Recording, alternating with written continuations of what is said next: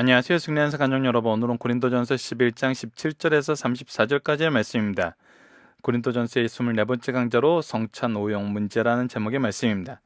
승리한 삶의 말씀 중심 예배 중심의 성경 전문 교사를 양성하기 위해서 만들어진 성경 공부 교재입니다. 승리한 삶이 2017년 11월 고린도전서 11장에서 16장까지의 말씀을 함께 묵상하고 있습니다. 승리한 삶은 발행이신 박윤일 목사님의 구속사로 조망한 성경 연속 강해집을 통해서 편집이 되었습니다. 이번 달 내용은 고린도전서 2권의 내용입니다. 고약 강해집이 지금 현재 집필되는 과정에 있습니다. 이해를 위해서 여러분들의 협력과 기도 부탁드리겠습니다. 저희들 주일날 업로드된 위크스트를 통해서 고린도 전체의 구조를 보고 이것을 언약적 신학적인 관점에서 살펴보면서 이 내용을 가지고 이번 주에 무엇을 가지고 묵상하고 있냐면 우리가 지켜내야 될 예배의 모범은 무엇입니까? 라는 것입니다. 이제 우리가 어제 말씀에서는 머리에 수건을 쓰는 문제, 즉 우리가 어떤 교회에 이미 세워진 질서 안에서 이 질서의 의미를 이해하고 이 질서를 지키는 방향이 무엇인지를 보면서 우리가 범할 수 있는 죄를 주의해야 된다 그러면서 우리가 외적으로 드러나는 의복의 문제까지 한번 살펴보는 시간을 가졌습니다. 오늘 말씀에서는 우리에게 주신 제도를 우리가 어떤 방식으로 쓰느냐는 겁니다. 무엇을 드러내는데 쓰느냐는 겁니다. 그래서 우리가 이것은 굉장히 중요한 일인데 하나님의 은혜의 도구를 우리가 오히려 올무의 도구로 쓰는 경우가 있다는 것입니다. 이것이 먼저 된 자들이 굉장히 주의해야 될 부분입니다. 은혜가 올무가 되는 경우가 있다는 겁니다. 나에게 은혜로 주신 것이 누군가에게 올무가 됐을 때는 이거에 대해서는 하나님이 반드시 심판하신다는 말씀이 바로 이 성찬 오용 문제에서 나타나는 내용들입니다. 자, 오늘 본문 말씀을 보도록 하겠습니다. 고린도전서 11장 17절에서 34절입니다. 내가 명하는 이 일이 너희를 칭찬하지 아니하나니 이는 너희 모임이 유익이 못되고 도리어 해로움이니라. 하나님께서 우리의 모임을 인도하시고 우리에게 하나 되게 하셨는데 이 모임이 오히려 해롭게 되는 경우가 생겼어요.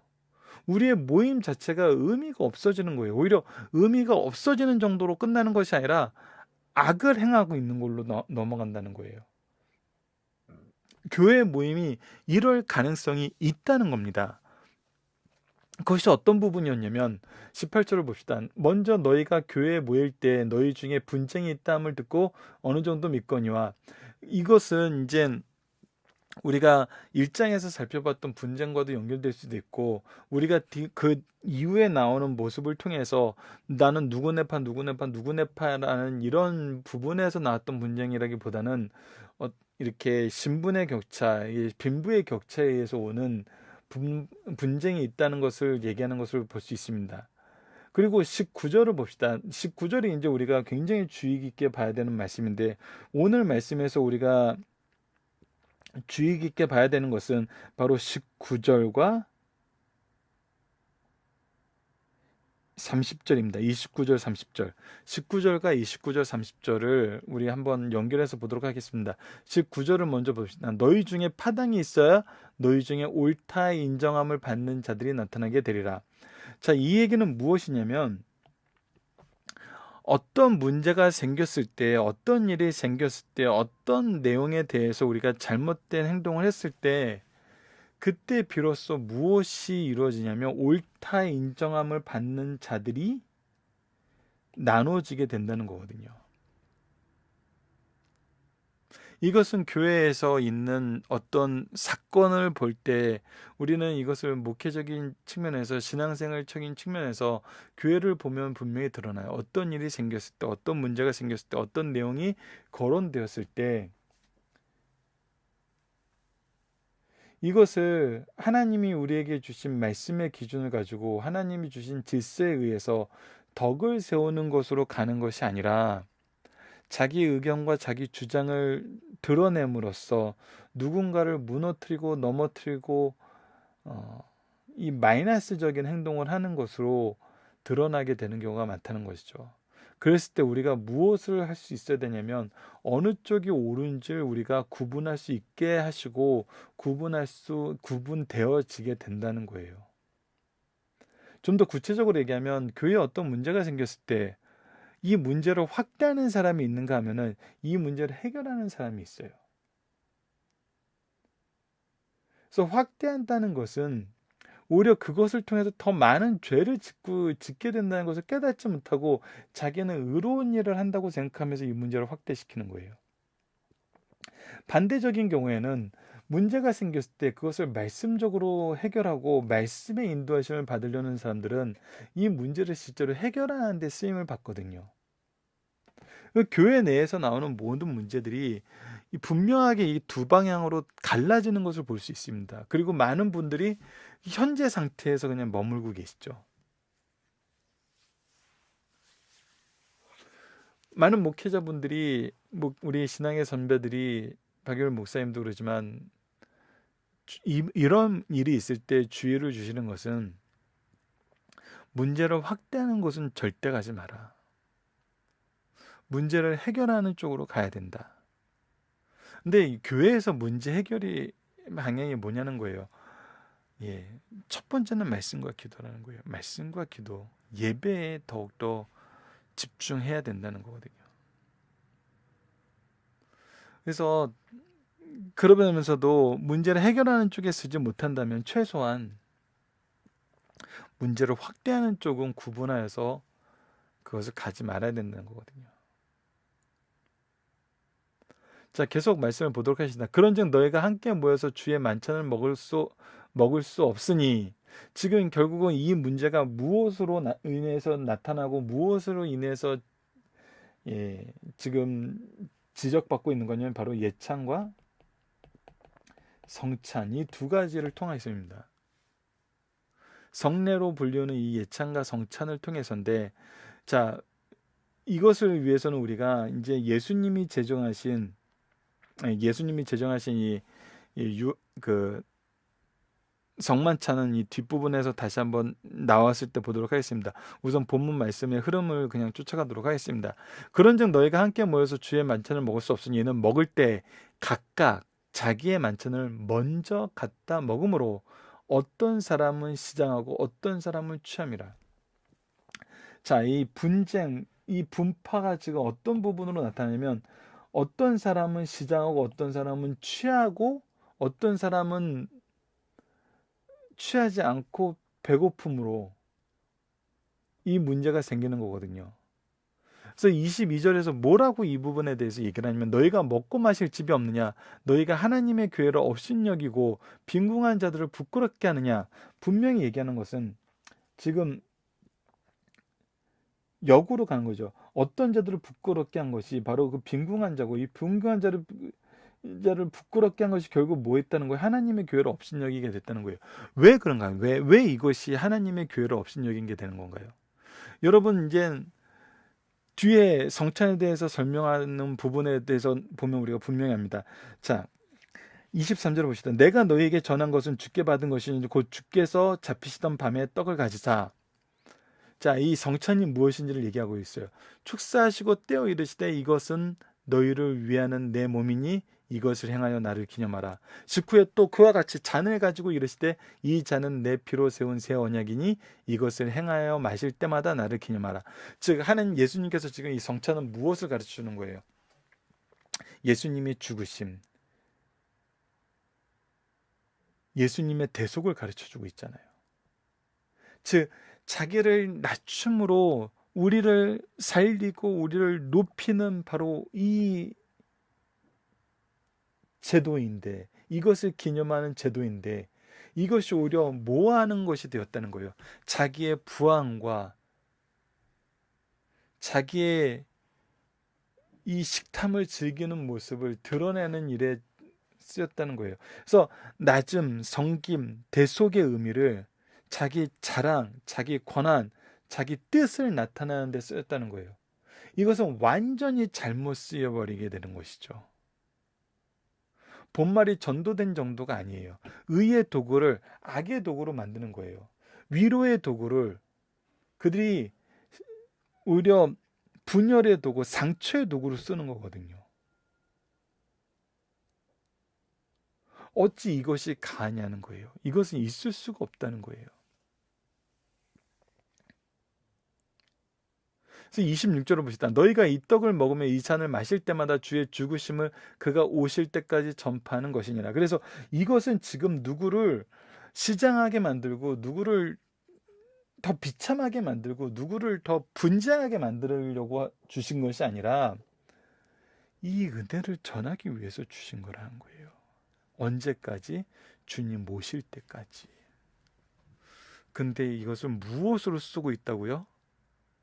예, 오히려 그들에게 상처를 주고 그들의 시험에 들게 하고 이것으로 인해서 교회가 분열해서 분파가 생기게 할 정도로 이것을 잘못 행하고 있다는 거예요.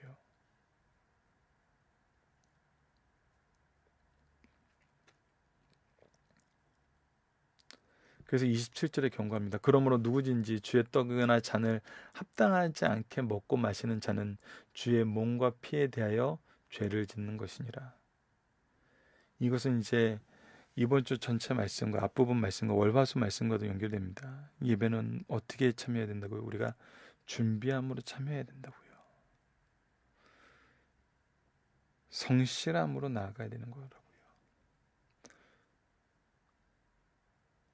순결함으로 나아가야 하는 것이고, 이것을 우리가 보여주는 것이 바로 성찬이고, 이것을 회복시키는 것에 대한 기념이 바로 성찬인데, 우리가 이것으로 누군가를 넘어뜨리고 있다는 거예요. 이거는 덕을 세우는 것이 아닙니다.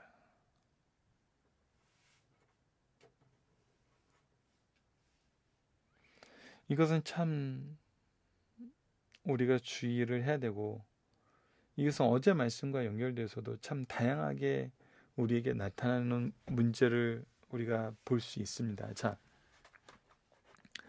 계속 보도록 하겠습니다.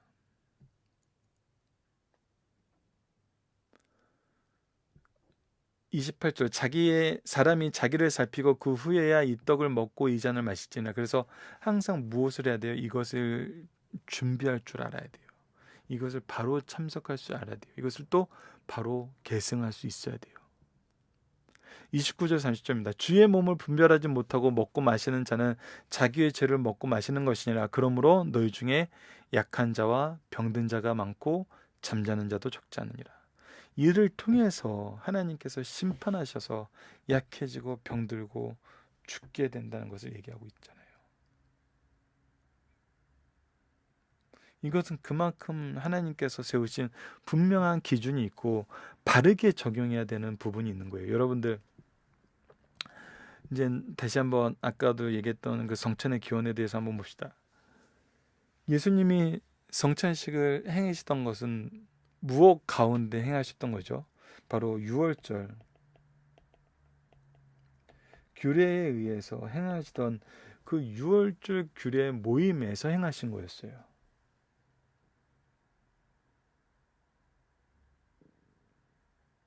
그러니까 예수님께서 이 6월에 어린 양의 제물이 되셔서 우리를 위해서 죽으실 것을 이미 출애굽 때 보여주시고 그것을 지금 성취해 주시고 계시는 것을 예수님의 제자들로 하여금 직접 경험하게 하고 그것을 기념하여 우리에게 계승하게 한 거거든요.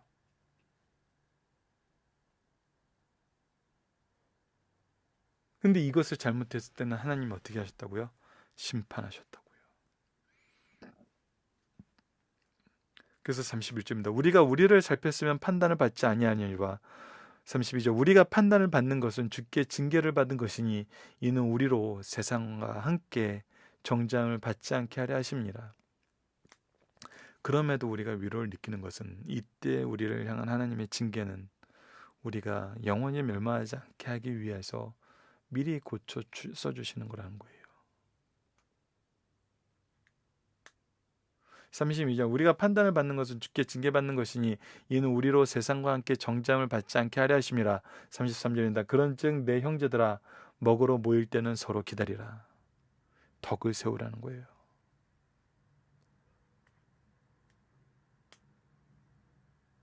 우리가 이 일을 바로 해야 된다는 겁니다. 만일 34절, 만일 누구든지 시장하거든 집에서 먹을지니 이는 너희 모임이 판단받는 모임이 되지 않게 하려미라. 그 밖의 일들은 내가 언제든지 갈 때에 바로 잡으리라 라고 얘기하면서 말씀을 마치고 있습니다. 본문 묵상하기를 보도록 하겠습니다. 사도 바울은 고린도 교회에 나타난 모임이 어떠하다고 얘기했나요? 예, 성도의 모임이 해로울 수가 없는데 하나님의 질서에 의해서, 말씀의 기준으로 하나님의 질서에 의해서 되면 덕을 세우는 걸로 갈 수밖에 없는데 이것이 안 되고 있다는 거예요. 오히려 해로움이 되고 있다는 거예요.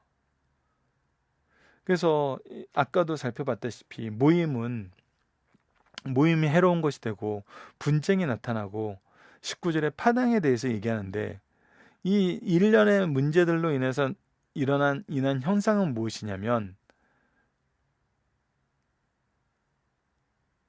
바로 이 일 가운데에서 옳다 인정하는 받는 사람들이 구별된다는 거예요. 구분된다는 거거든요. 자, 3번입니다. 잘못된 현상들로 인하여 우리가 행해지고 있나요? 무엇이 잘못 행해지고 있나요? 바로 성찬이, 주께서 제정하신 이 만찬이 잘못 행해지고 있다는 거예요. 성찬을 제정하신 분은 누구시고? 바로 예수님입니다. 제정하신 이유는 무엇이고? 예수님의 이 구속의 은혜를 기념하게 하시고 가르쳐주기 위한 거예요. 이것을 통해 우리 무엇을 해야 하나요? 우리는 이것을 끝날까지 전해야 된다는 거예요. 예수님 모실 때까지. 이것이 우리가 받은 소명이고 사명이라는 거예요.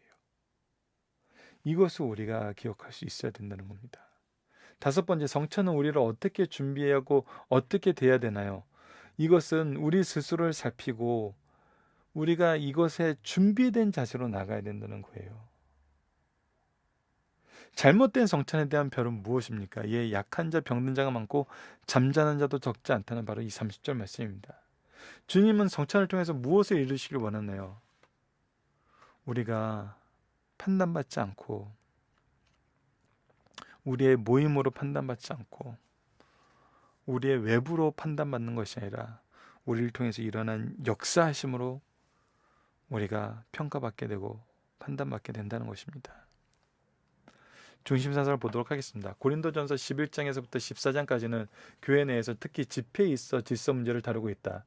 그 중요한 내용들은 분야자들의 수건 쓰는 문제, 주의 만찬에 대한 문제, 성령의 은사에서 사랑, 예언, 방언 등에 대한 문제들이 있었다. 우리는 이미 공예배에 있어 여성들의 수건 쓰는 문제를 자세히 살펴보았다. 이제부터 성찬에 대한 문제를 살펴보자. 초대교회는 2가지 예정 가운데 하나는 성찬이 있었다. 이것은 예찬과 함께 거행되었다. 침착관 때 예찬은 먼저 시행된 후 성찬이 뒤따른 것 같다. 자, 이 이유는 뭐죠? 조금 전에도 설명드렸다시피 유월절 그 기념일에 안에서 이 성찬이 이루어졌기 때문이에요. 유월절 기념일 그 내용을 보면은 어떻게 돼 있냐면, 이미 구약의 몇 가지 성경들이 낭독되도록 정해져 있었어요. 그리고 그 안에서 떡과 포도주를 지속적으로 나누면서 이 교제를 이어갔죠. 무엇을 기념하면서? 유월절하는 어린 양의 피를 기념하면서. 이것을 지금 예수님께서는 무엇으로 다시 기념하게 하세요? 예수 그리스도의 대속의 죽으심으로 기억하게 하시는 거예요. 그러나 이들은 서로, 그래서 이것이 예찬과 함께 거론됐어요. 그래서 계속 밤새 이것을 나누는 거거든요. 우리가 출애굽기를 이제 박열 목사님이 책을 완간하시면 또 이제 중간중간에라도 출애굽기를 상고할 수 있는 시간이 생길 텐데, 우선 내년은 아닙니다. 내년에 이미 스케줄이 다 나와 있고, 내후년도에 우리가 출애굽기를 하게 할 때 이것을 또 더 깊이 볼 수 있게 될 것입니다. 이렇게 함으로써 성도 간의 애찬 겸 성찬은 성도들이 각각 먹을 것을 가지고 나와서 먹었어요. 이렇게 하면 성도들 간의 친교가 깊어지고 또한 그리스도의 죽으심을 기념할 수 있는 기회가 마련되기 때문이에요. 그 후에 예찬과 성찬은 분리되며 시행되어 오다가 예찬은 없어지고 성찬만 남게 되었습니다. 그런데 이렇게 귀한 뜻을 가진 예찬이나 성찬이 고린도 교회에서 문제가 되자 개척자 바울의 마음을 괴롭혔어요. 형제를 가장 뜻있게 해야 될 예찬이 부유한 자들이 많이 가지고 와서 먼저 자기들끼리 배불리 먹고 가난한 자들은 나중에 온 탓에 아무것도 먹지 못한 채 돌아가게 되었어요. 이로써 분파의 골은 깊어지고 가난한 자에게 사랑을 베풀고 성도 간에 친교해야 한다는 예찬의 의미와 주님께서 은혜의 방편으로 주신 성찬마저 그 의미가 감소되었어요. 바울 사도는 11장 2절에서 고린도 교인들의 전통, 유전을 잘 준수한 사실에 대해서 칭찬했어요. 그러나 이 문제만은 도저히 칭찬할 수 없다고 책망하면서 이러한 무질서하고 몰인정한 애찬을 경계하고 성찬을 바른 시행과 그 마음가짐을 자세하게 설명한 후에 결론적 교훈을 주고 있는 것이 오늘 본문 말씀입니다. 자, 중심 사상 하나씩 보도록 하겠습니다. 첫 번째, 성찬은 그리스도의 죽으심을 기념하는 거룩한 예식이라는 거예요. 성만찬식 떼어진 떡은 죄인들을 위하여 내어주신 그리스도의 몸을 상징하며 잔은 그리스도의 흘린 피로써 죄를 사하고 그 백성을 구원하신 언약의 피를 상징합니다. 성찬은 그리스도께서 죄인을 위해 몸이 찢기고 보혈을 흘리신 그리스도의 죽으심을 기념하는 거룩한 예식이에요. 이 예식은 과거 주의 죽으심을 기념하고 현재 주의 죽으심을 전하고 장래에 주께서 오실 때까지 전하는 것입니다.